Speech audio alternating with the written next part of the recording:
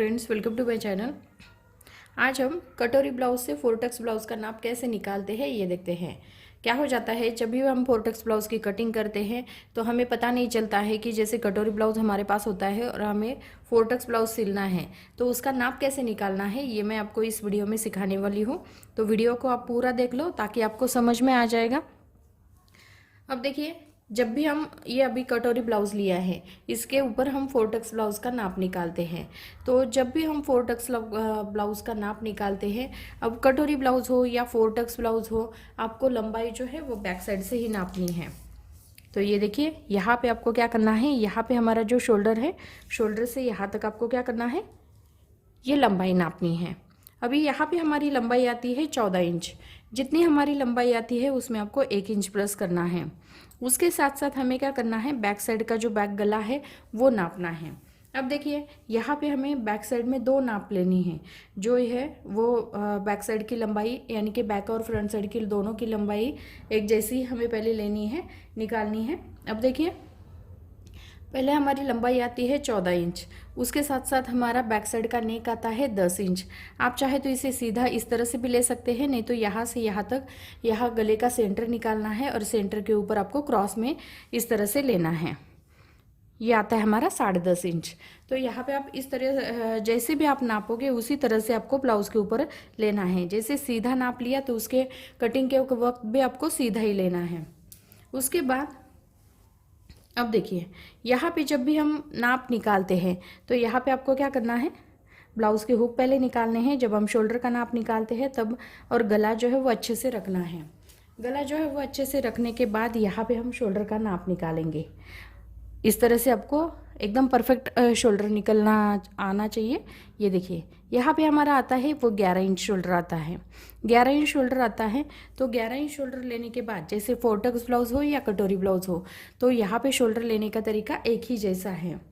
उसके साथ साथ हमें क्या करना है, चेस्ट का 1/4, ये देखिए 9.5 इंच हमारा चेस्ट का 1/4 आता है। अभी 9.5 इंच हमारा चेस्ट का 1/4 आता है, कटोरी ब्लाउज का भी 9.5 इंच आया, तो फोरटक्स ब्लाउज के लिए भी हमें 9.5 इंच ही रखना है।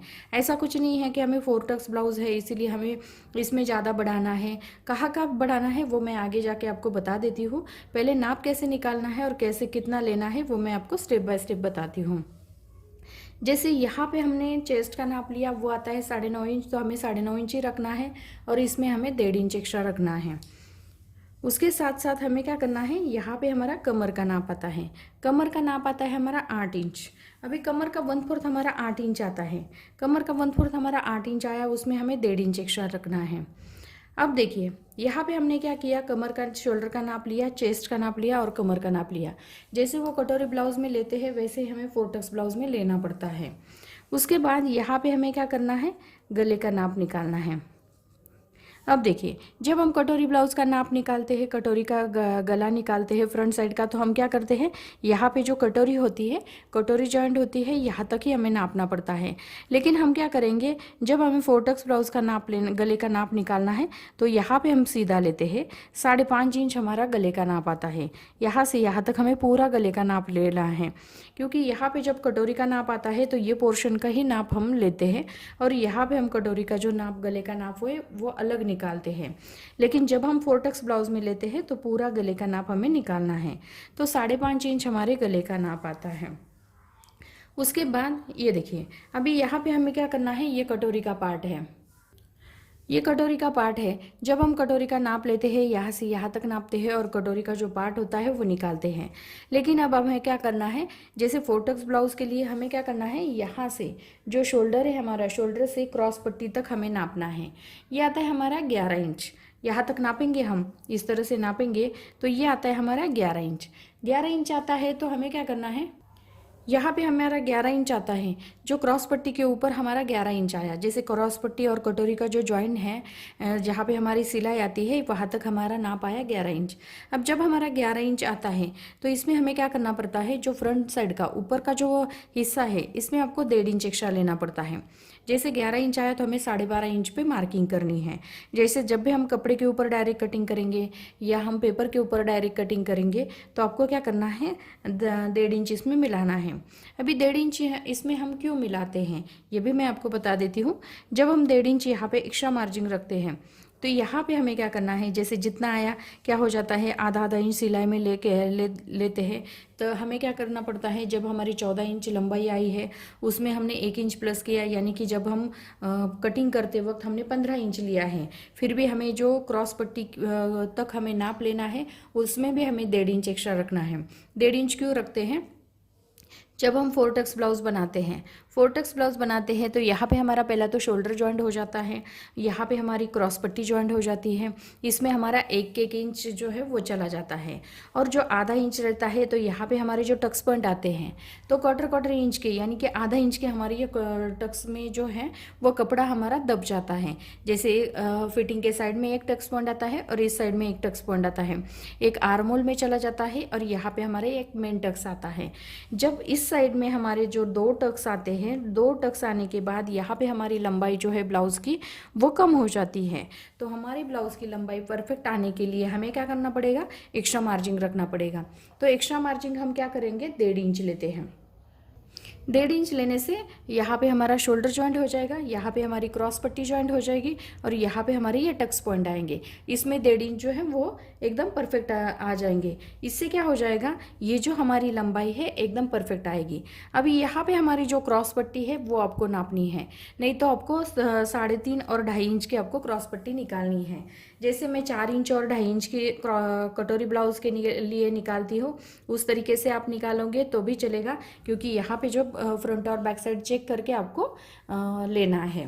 तो यहाँ पे मैं आपको जैसे परफेक्ट आने के लिए 3.5 और 2.5 इंच में बोलती हूँ कि 4 टक्स ब्लाउज़ के लिए जैसे हम क्रॉस पट्टी जो है वो छोटी लगाते हैं, लेकिन फिर भी हमें लंबाई ज़्यादा होगी तो आप 4 इंच और 3.5 इंच निकालेंगे तो भी चल जाता है। इस तरीके से आपको इसका ध्यान रखना है। जब हमें क्या करना है, पहले तो हमने बैक साइड की लंबाई ली, लंबाई में हमने 1 इंच प्लस किया और बैक नेक लिया। फ्रंट साइड का पूरा नेक हमने नापा है और यहाँ से यहाँ तक हमने शोल्डर लिया है। शोल्डर लेने के बाद यहाँ से यहाँ तक हमने क्रॉस पट्टी तक नाप लिया है। इसमें आपको 1.5 इंच एक्स्ट्रा रखना है और क्रॉस पट्टी जो है वो अलग रखनी है।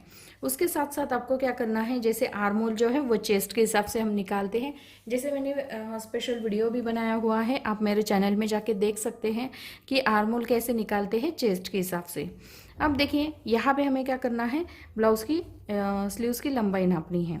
तो यहाँ पे हमें ये जो शोल्डर आता है इसके बिल्कुल सामने यहाँ पे सीधी ब्लाउज़ की स्लीव्स की लंबाई लेनी है। तो स्लीव्स की लंबाई आती है हमारे 5 इंच। अभी स्लीव्स की लंबाई 5 इंच आने के बाद यहाँ पे हमारा स्लीव्स का बॉटम नापना है। तो ये देखिए स्लीव्स का बॉटम आता है हमारा 6 इंच, ये देखिए 6.25 इंच आता है, ये देखिए 6.25 इंच हमारा स्लीव्स का बॉटम आता है। अब देखिए यहाँ पे तो मैंने आपको बता दिया है कि कैसे करना है। जैसे 4 टक्स ब्लाउज़ के कटोरी ब्लाउज़ का कटोरी ब्लाउज़ होता है हमारे पास, लेकिन हमें 4 टक्स ब्लाउज़ सिलना है क्योंकि छोटे बच्चों के लिए सिलना पड़ता है, कभी कभी लड़कियों के लिए सिलना पड़ता है, तो वो समझ में नहीं आता कैसे नाप लेना है, या बड़ों के लिए भी सिलना होता है तो वो कटोरी ब्लाउज़ से कैसे नाप निकालते हैं वो भी समझ में नहीं आता है।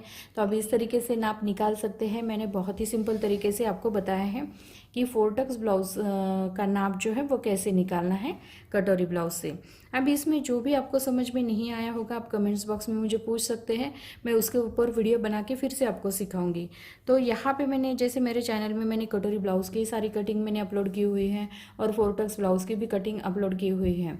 लेकिन जो भी आपको कटिंग चाहिए या सिलाई चाहिए आप मुझे बता सकते हैं, मैं उसके ऊपर वीडियो बना के फिर से आपको सिखाऊंगी। तो ये वीडियो आपको पसंद आने के बाद वीडियो को लाइक ज़रूर कीजिए, शेयर कीजिए और हमारे चैनल को सब्सक्राइब कीजिए।